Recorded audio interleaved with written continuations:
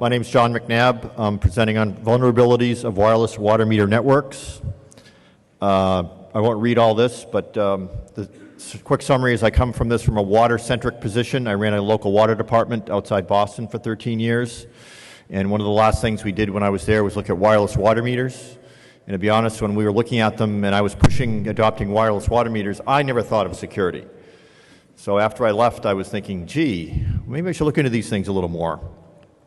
Last year I gave a talk here on cyber terrorism and the security of the national drinking water infrastructure, which is a basic overview of physical and cyber vulnerabilities of the entire drinking water infrastructure of the country. Short story is any individual water plant is vulnerable for a number of reasons, but the entire infrastructure isn't because it's fragmented. They're not connected like the electric grid is. But one potential area of entry is, of course, any wireless networks that they may have, and this will focus on the wireless water meter networks.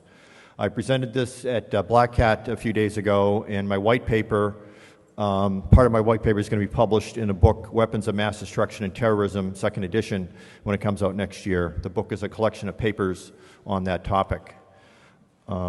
And interestingly enough, Hacker Japan was very interested in my talk last year, interviewed me for 3 hours after my presentation, and I was the cover story in their March 2011 edition.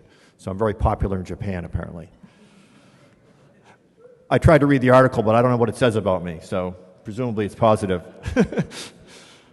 So what this talk is about, water meters, obviously, what they're used for. It's not going to be as much as a deep dive as I said in the abstract. I'll get to that later. But I'm looking at what they are, what they're used for, what they could be used for, what the potential avenues of attack are potentially, what the concerns are, the issues involved. And the need for this is that while they're not a major part of water departments across the country right now, they're increasing. The use of them is increasing, and I'll get into that as well. I give a very detailed analysis of the overall drinking water infrastructure in my Black Hat white paper, which you can email me. My address is in the first slide. It's also on the last slide. It's in the PDF in your CD, and I'll send you a copy of the white paper. Okay, the water meter is the cash register, to oversimplify. It's money to the water department. So it's for you as the homeowner, it's how they determine your water bill. From the previous reading, the difference between the previous reading and the current reading is the amount in gallons or cubic feet, and then it's applied to the water rates, and that's how they determine the usage part of your water bill. Overall, annually, it's about $40 billion a year that water utilities take in, mostly from the results from water meters. Not all systems are metered, but in the U.S., most systems are. Strangely enough, in the other parts of the world, water meters are not a common occurrence. But in the U.S., almost every water department has water meters to determine the usage. The alternative would be a flat rate or a fixture fee, which is a flat rate applied to how many faucets and toilets and so on you have in your house. The disadvantage of that is it doesn't properly account for the usage, and so it's harder for the water department to recover the cost of producing the water, which is what the water rate is really all about. And I could get into further analysis, which is very interesting when your water commissioner trying to figure out how to set the rate. You have to set it to not just cover your day-to-day expenses, but also for your capital maintenance on an ongoing basis. And that's a big problem nationally as well. Average monthly water bills range greatly. And it depends upon local practices, what the local governmental authority decides to adopt. And there's really no consistency in what rates are across the country. This one? Okay. So what could go wrong? Outside of the fact that meters sometimes just break, they get clogged over years with what we politely call sediment, which could be any solid matter in the water pipes. And for certain types of meters, that can lower the readings. It can slow down the process of accounting for the water. But there's also theft. The electric utilities assume about 10% theft or loss from theft or bypassing meters. And there's no similar statistic for the water industry. And again, it would depend upon jurisdiction to jurisdiction.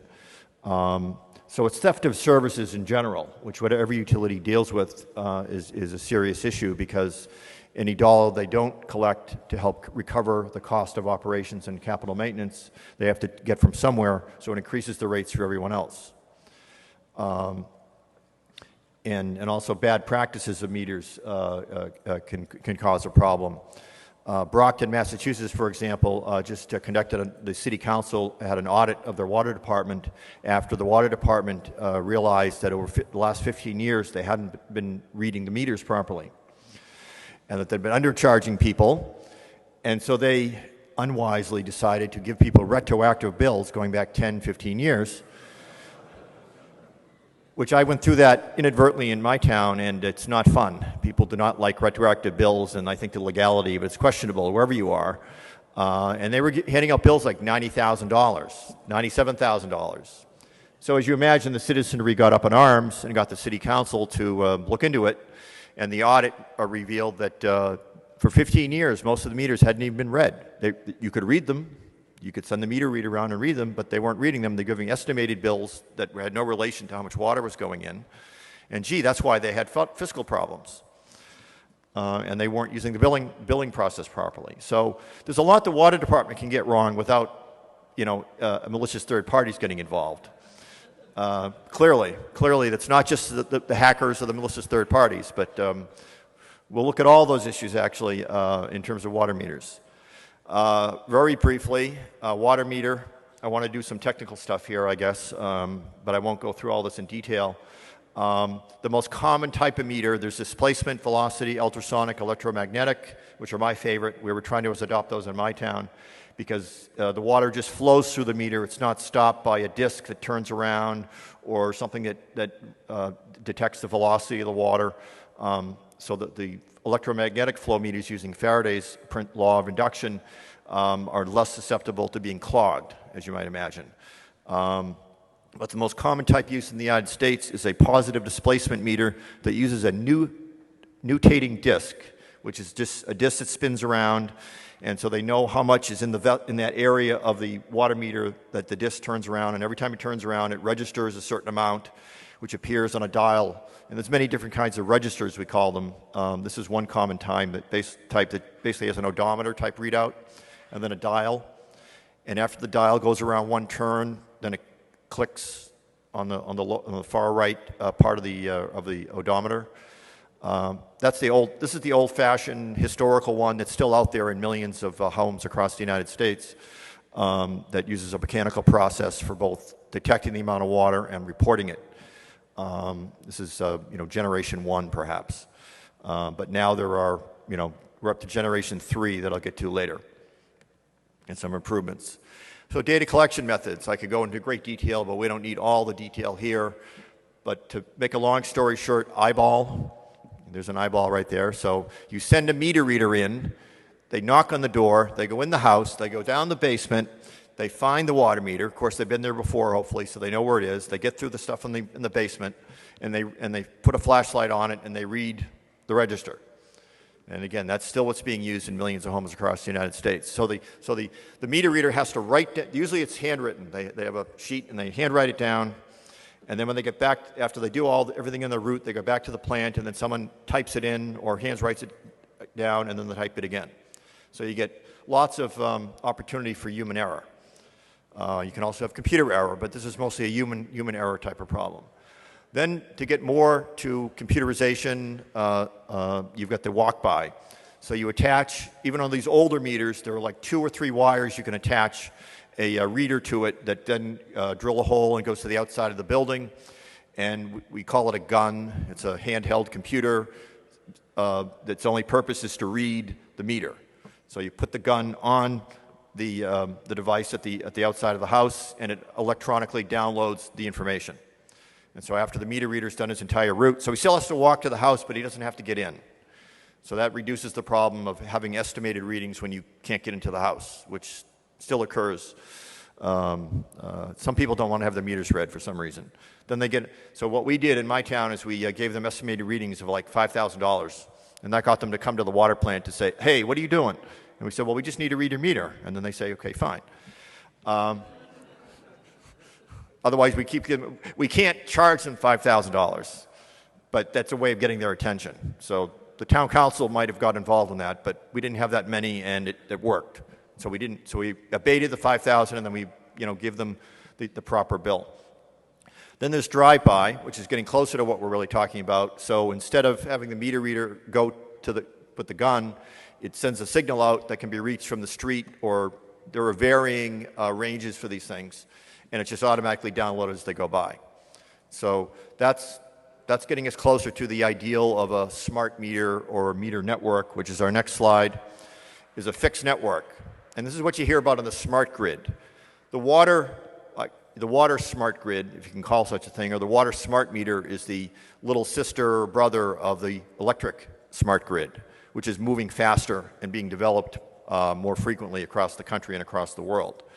So actually, to research this, there wasn't much out there on the water smart grid, so I'm adapting a lot of things from the electric smart grid and fixed network architecture, which is basically being copied for the water and for gas and anything else that is a utility provision. So instead of having a drive-by, the signal, of course, goes out everywhere, and depending upon the topology and the size of the community, if you're lucky, they can all be received at the administrative headquarters, or where the billing center is located, and all be collected there. In most cases, even in small towns, you've got geography problems. It's tough to depend on the signal getting there all the time. You can set up repeaters. You can do a mesh network in the long run, or you basically set up aggregators so that Washington, D.C. does this. They have aggregators, so the water meter sends its signal out using RF, radio frequency transmission, and then it goes to an aggregator in the neighborhood or that area of the town, of the city of Washington, D.C., and then it's sent by cell phone to the water plant, to the billing system. There's a lot of different means for sending the signal automatically. RF is the most frequent, but it's also cell phones. Power lines are used by electric utilities, obviously, but for some reason are not used in water in the U.S. As a means of sending the signal. That's another possibility. Cable is another one.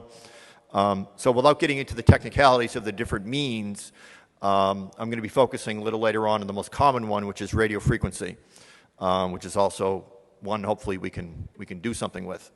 The other key thing about the fixed network is that it can allow two-way communication.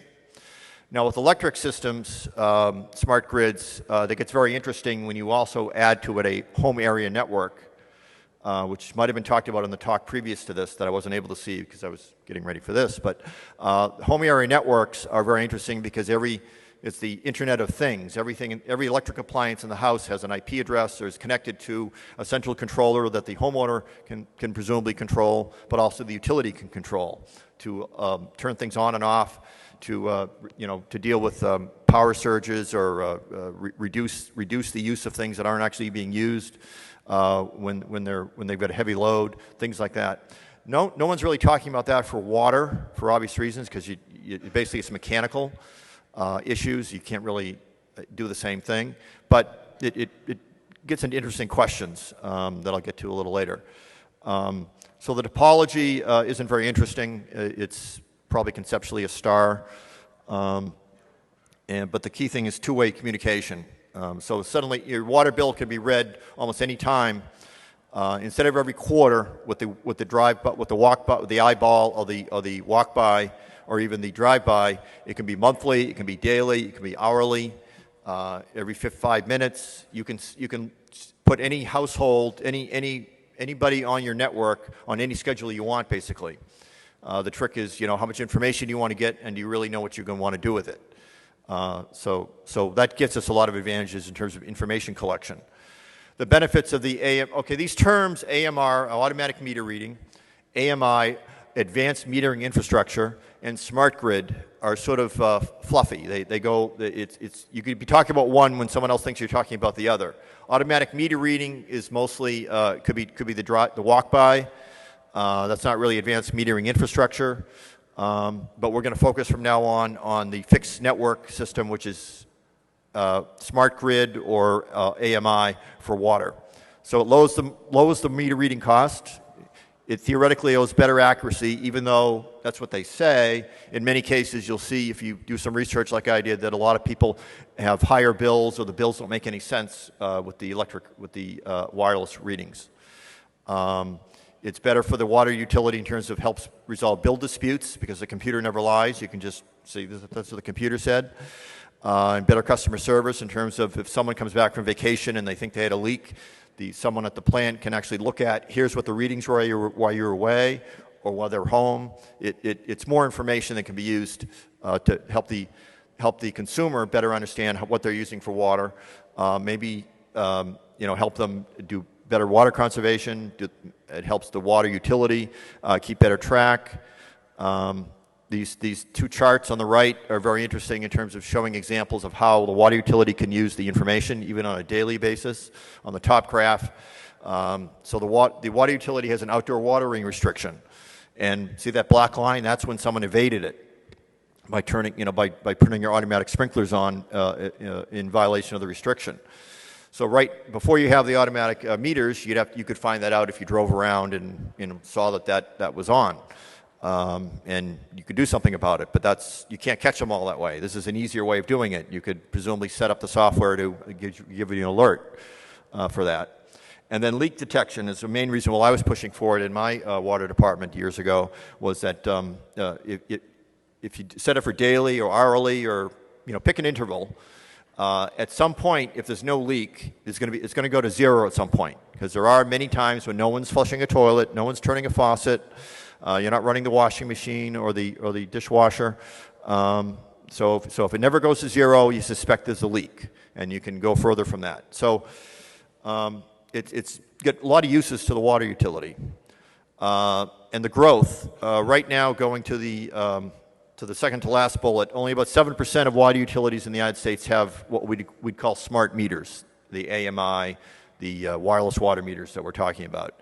But looking at the studies that have come out, looking at the entire smart grid for water, gas, electric, it's projected to explode, to make major increases in the next 10 years.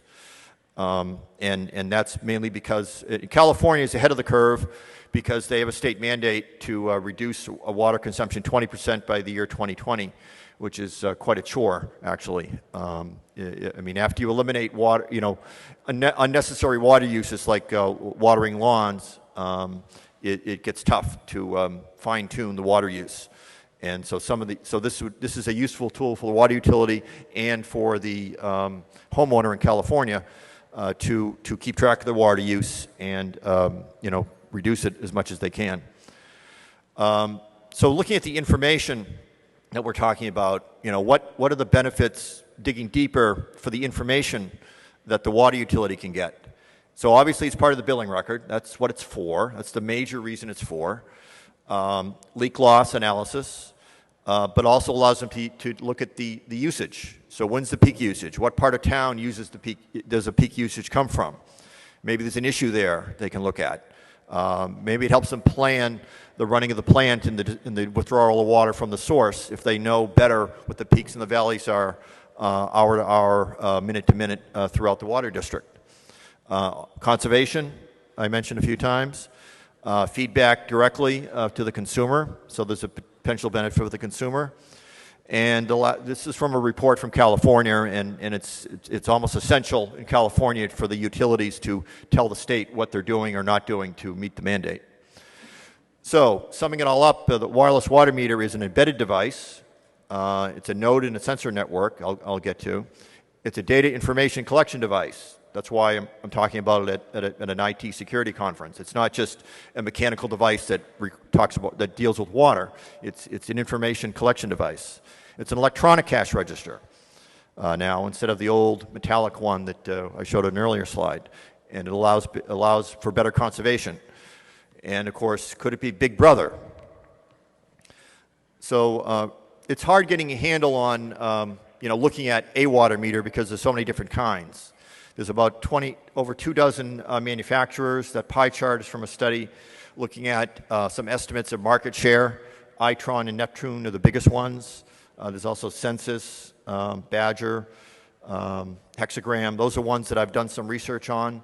But it's a big field to try to get a handle on because there's at least this many manufacturers. They have different models. They have different types of meters. Some of them are the transceivers that can go on an existing meter. Some are ones where the transceiver's built in already to the meter.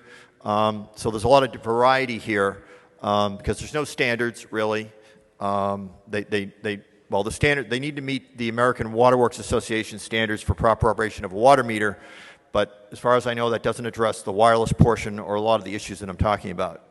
And as I mentioned earlier, they can deal with a lot of different transmission methods: phone lines, cable, power lines, radio frequency, or a combination of the two. And again, the most predominant one is power lines. Just checking my time. So looking into how are they put together, what is the technology and the engineering used, and again, I won't read all this, but patent information is very, very useful. So I bought a couple water meters on eBay and transceivers, and one of the ones I got was a Census MXU Model 550, and they're very helpful in actually printing the patent number on the outside of the casing. So I took the thing apart, and I'm afraid to say I didn't get very far, but I took it apart, identified as much as I could what the different parts were, and here they're described. We've got an Intel 8050 family integrated circuit. We've got a 1 kilobit EEPROM. It gives the description in the third bullet for what the interrogation mode is and what information is sent out and received. So I'm still going through this patent and some other ones and trying to pick a number of water meters to really dig into. But you can see it's mostly off-the-shelf components. Not many people are designing specific hardware, software for the water meter. They're using off-the-shelf chips, processors, EEPROMs, and transceivers, as it turns out. So looking generally in part of my research, I realized that a water AMR, AMI, smart meter, smart grid is a type of wireless sensor network, which is a large network of resource-constrained sensor nodes with multiple preset functions, such as sensing and processing. So the sensor node, of course, is the water meter. And the major characteristics of a water meter and a sensor node in a wireless sensor network is low power processor, and that's true in our case. Low energy. They have batteries that are usually good from 5 to 20 years. There are some models coming out now that actually plug in and use AC power, but for the most part they use batteries because you never really know where it's going to be placed when you produce it. And even if it's someone's basement, you can't guarantee there's going to be an AC power near it. So they depend on battery power. So it's low energy and small memory, 1 kilobit. Sometimes you can have 4 kilobits of EEPROM. So not much you can do here with software, perhaps. So looking at wireless sensor networks in general, there's a lot of literature on this. You can get off the web. A lot of computer scientists looking at what are wireless sensor networks, what are the potential attacks, what are the potential defenses, and it's really a taxonomy of all the, everything that we're used to looking at for networks, active versus passive, outsider versus inside, mode class is attacking from an actually sensor node or water meter. So I think a laptop class is probably more useful where you're using a laptop with the right receiver and software and you're getting into the network. So the bad things you could do are interrupting the signal. Again, this is in general for water sensor networks. Interception, modification, replay. And the countermeasures, again in general, but it applies here as well, basically boils down to authentication, encryption, which you don't see in a lot of low power, low memory, low processing ability wireless nodes. And again, that's the case we see in water meters as well.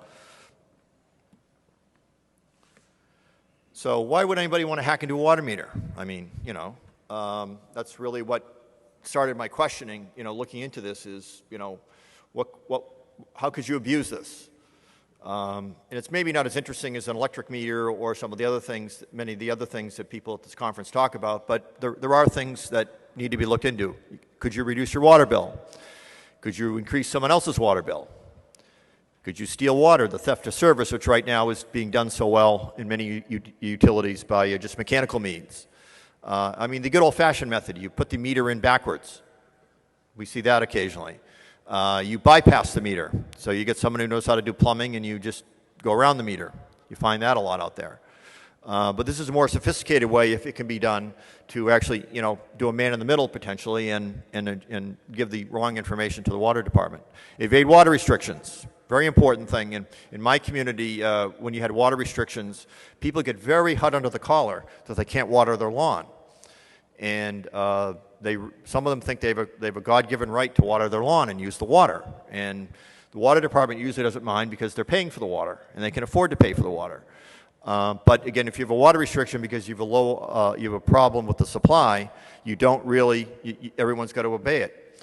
So if you want to evade the water restrictions and you want to gamble that someone's not, from the water department's not going to drive by and see that you're doing that with the outside sprinkler, you just, if you can do it, you change the readings that they get from your wireless water meter, and they're none the wiser. Could it be used for surveillance of human activity in the home? And I deal with the top ones in some degree a little later in here. The unanswered questions are, could you use it to get into the SCADA system, the control system that runs the plant?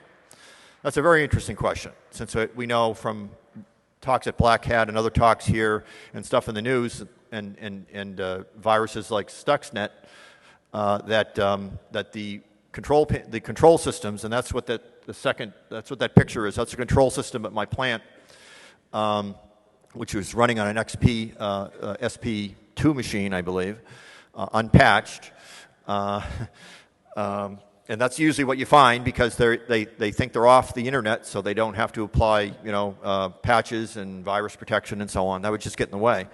So it'd be interesting if so the wireless water meter network only goes into the billing system, right? And the billing and the office system is never connected to the SCADA system, right? Well, actually, about half of them are. In polling, it's been done in the last couple of years or not. So I don't know the answer to the question yet. It's a further research into whether that's a potential entry into that screen right there and changing the operation of the plant. Could you use it to get into other smart grid networks? There's a move to integrating water and gas smart grids into electric. And you could get a lot more bang for your buck if you're hacking into the water system, if you could also hack into the electric or the gas and do something nefarious there. So again, that's another question that is further down the line. So what could the evil consumer do? Theft of services. So we all know about the illegal cable descramblers, which bypass the legal system that you're supposed to pay for. Also, there have been news reports that in China, people are getting arrested for creating a device, and I can't get much information on this. If anybody knows how to get one, I'd like to see one. But it's presumably a box of some kind that either goes on your electric meter in China or there's a man in the middle. They're not describing it very much, and lowers your electric rates. So, could somebody, attack the wireless water meter system, and presumably with a box that someone like us would build, and lower their water rates, or give you control over everything that's being told to the water utility, so you could evade the water restrictions, or again, steal money from the water department and steal water. It's both. So the effect of the water utility is bad, of course. Especially if they don't notice it, that suddenly the revenues are going down. Their master meter at the plant shows they're still sending out the same amount of water, more or less, but they're getting less revenue for the same amount of water going out. Gee, maybe there's a lot of leaks out there. Maybe there's a lot of illegal connections. So it's a possibility. Of course, it can be detected because even the wireless water meters have a register that you can, usually it's an LCD at this point for the more modern ones, where you can go down and actually physically read it. And then presumably you could, on some of the models, you can go to it and download directly from the meter what the readings were and get a better idea. So there's a way around it for the water utility, but if a lot of people are doing this, it's hard to find out and control. Could it be used for terrorists or adversaries trying to do damage? So I'm just speculating here. Could it be used to collect information to help them build a hydraulic map, say, of the water system? because in my talk last year and in my white paper, the current state of analysis of potential physical security problems for water utilities are that the most vulnerable part of a water utility is the distribution system, where it's not monitored, really. You get hundreds of miles of pipes, you get hundreds, if not thousands, of fire hydrants in a big city. You got hundreds of thousands of connections and valves and blow-off areas where someone can get into the system. And it's relatively easy if you know the hydraulics of the system, and so you know what's going to happen, that you can inject poison into the water system at a sufficient pressure to overcome the pressure of the system, and then spread poison throughout the city. So that's a question. That's still a question. More information is always useful if you're going to do an attack, obviously. So that's just a question.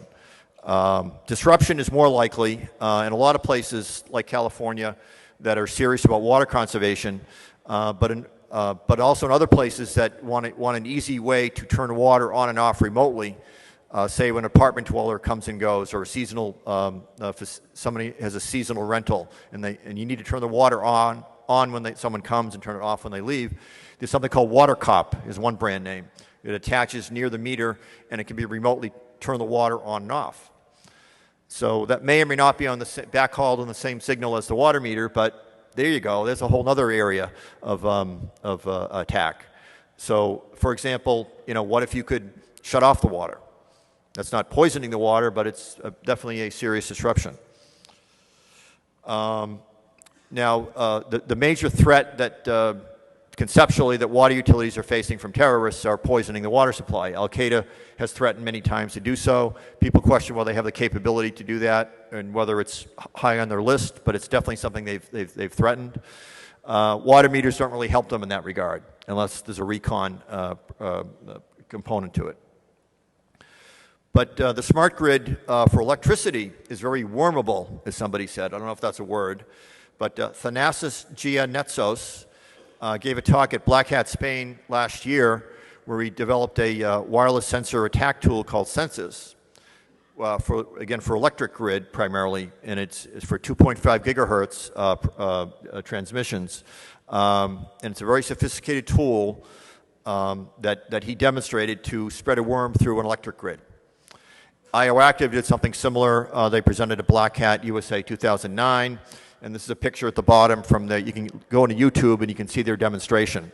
So all the green dots or nodes are the unowned nodes on the electric grid, and the red ones are the ones that are owned. And it's great, you can run the thing and it starts all green and then it turns all red. It was simulated. They didn't do it in a real environment, obviously.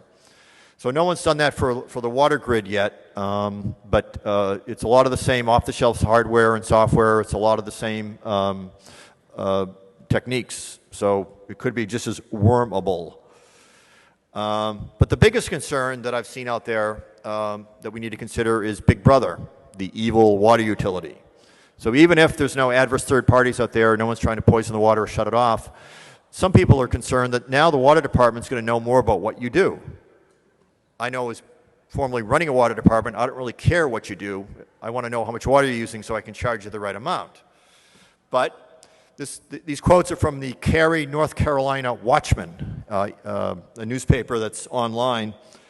And so they're concerned that information about our private lives will be known to the water department staff. When you take a shower, when you water the plants, wash the dishes. Honestly, when I started doing this research, I didn't think this was a big thing.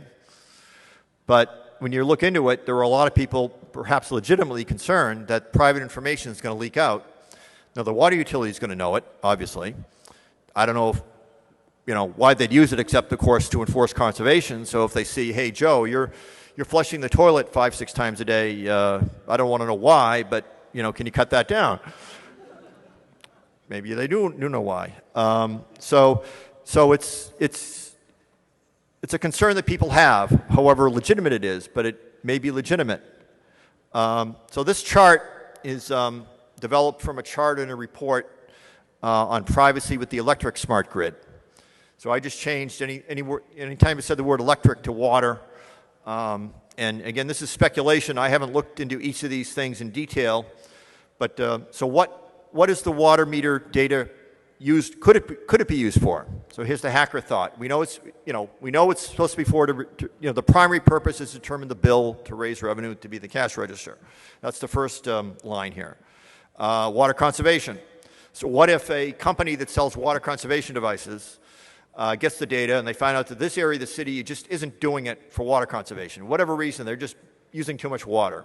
The city is getting down on them, they're finding them, and the city just isn't doing it. But they get the data and they get all the names and addresses of everyone who's violating the regulation and just isn't listening. It's just is using too much water. So that's your marketing, that's your mailing list or your email list. You send it out and say, hey, I got this device that'll let you comply with the city's regulations. Insurance companies, marketers, I just mentioned, law enforcers. I was discussing with someone at Black Hat about, could it be used for like a search warrant? Like if you're making meth in the house, that uses a lot of electricity and water.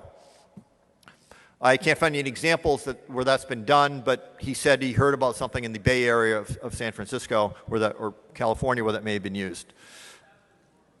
It did? Okay. Okay. Yeah, so it's happened. There's cases where electric use has been used by enforcers, and also thermal imaging is a big case that's talked about a lot. Landlords, private investigators. So what if you're in a custody battle? You've got your daughter. You've kidnapped your daughter, and I'm not condoning any of this. You've got her in the house, and you're telling everyone, no, she's not here. And they look at the water use, and they realize there's just too much water for one guy. And they use that as evidence. I'm just speculating here. But the thing is that the wireless water meters are about 7% of the utilities in Southern California. So a lot of this hasn't happened yet, but it will, especially if this information is created and is out there and is stealable, like almost other like credit card information. Creditors, criminals. So again, I think in most cases the electricity information is much more useful. But what if you don't have that? Boy, you got the water information. So you look at, so you're casing out this house, this rich house, and all you can get is the water information. You're stealing it off the wireless water meter, and you see, okay, shower, you're seeing 100 gallons per person a day. Then it goes down to 0. Of course, there's other ways to find out if someone's not there, but you never know for sure. So if you see the water use go down to 0 or near 0, then you have a clue.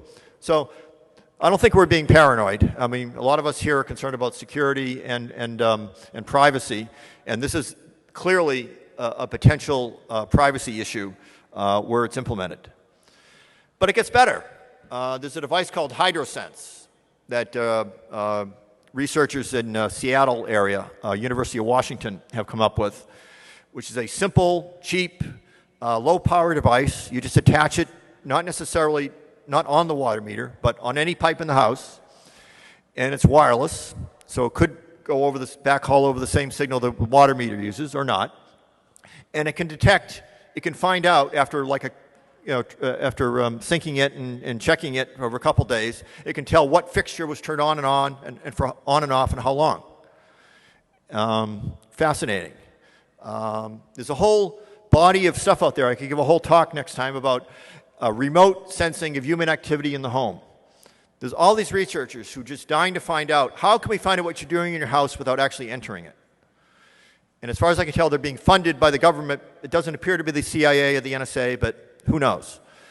So since these guys came up with HydroSense a few years ago, other enterprising researchers have been improving it. So there's one called Water, which is self-powered by the water going through the pipe, I guess, or the vibration of the pipe.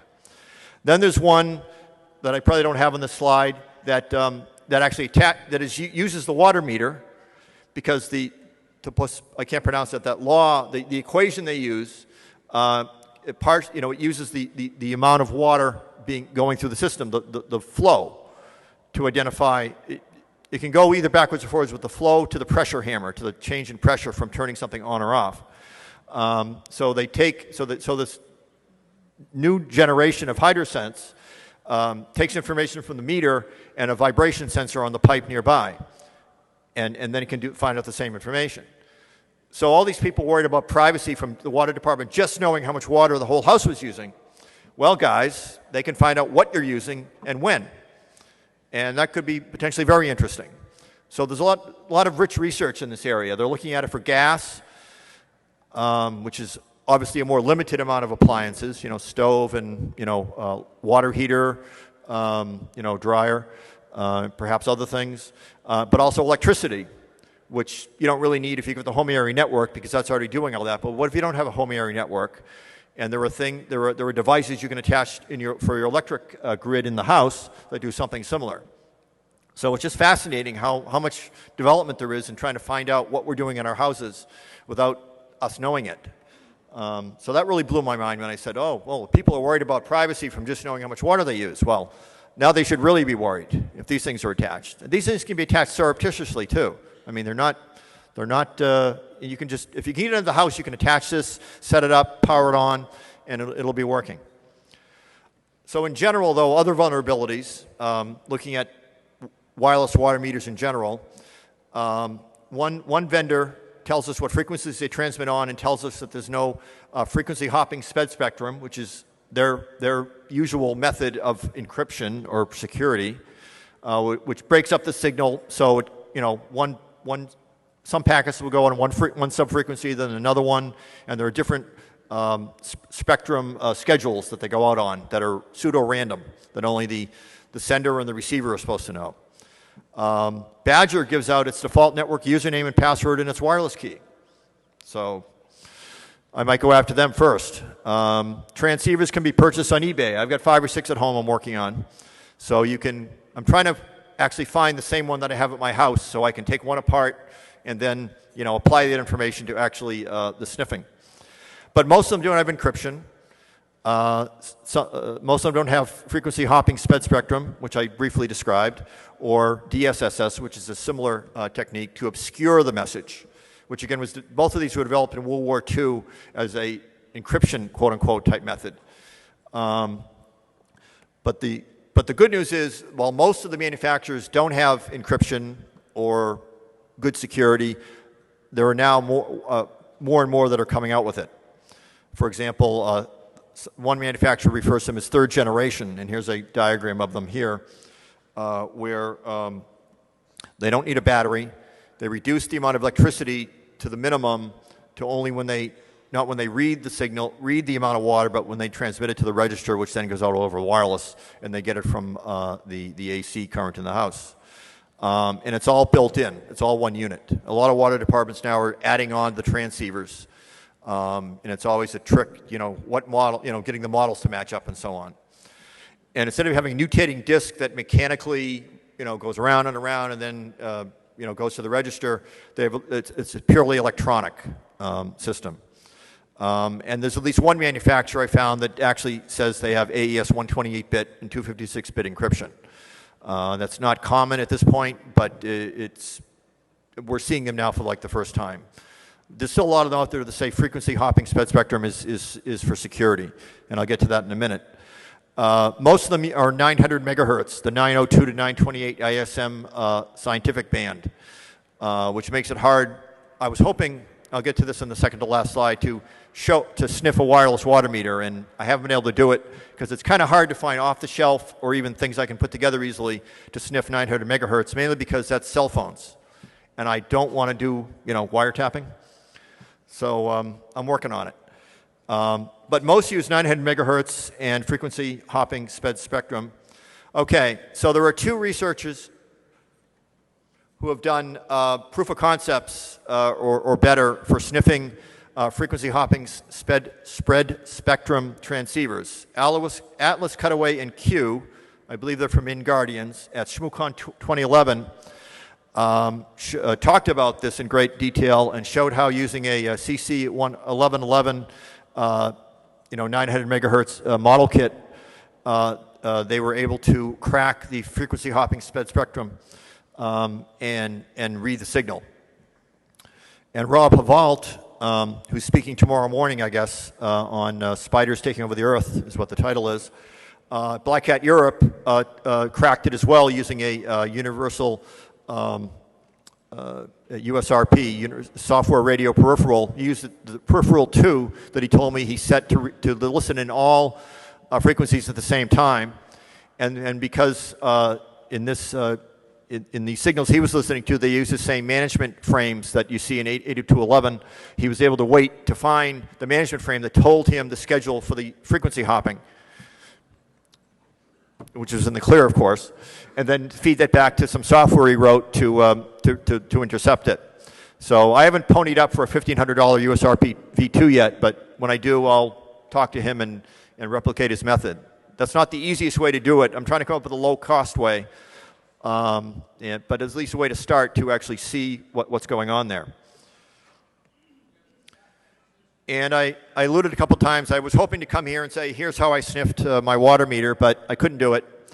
I tried some ones that look easy first, like the Amtel RZ600, which actually is advertised to listen in a number of frequencies and to have sniffer software for it, and they don't. So the next one is FunCube Dongle Pro, which comes out of England, and that's a software radio peripheral for like 64 to 1700 megahertz. But I got that like a week ago, and I haven't had tried to configure it yet. So I'm looking at a number of other things as well, and hopefully that'll be my talk next year at ShmooCon earlier in the year, because it's possible to do this, but because it's 900 megahertz, they make it really hard. But the point is, it's not impossible. People have cracked FHSS before, and of course there is hardware to read 900 megahertz. So I'm going to be working on putting it together and show proof of concept, hopefully for a man-in-the-middle attack. And wrapping up, I got the hook a few times. Water meters are an integral part of the national drinking water infrastructure. I won't read the rest of it, but the bottom line from my research is the major concern is privacy and surveillance. Whether or not you have HydroSense. If you have HydroSense, that ups the ante quite a bit. Tampering with water meters is already something going on. This gives the bad guys or the homeowners yet another way to do it. And so again, the purpose of this talk is to reveal what I know about vulnerabilities, so hopefully the manufacturers and the industry can use better practices and secure them so we won't have these vulnerabilities turn into real problems. And finally, this is a growth industry for water utilities as well as for hackers and evildoers. And if anybody wants my white paper where I talk more about this stuff in depth, email me at johnmcnabb@comcast.net. Thank you.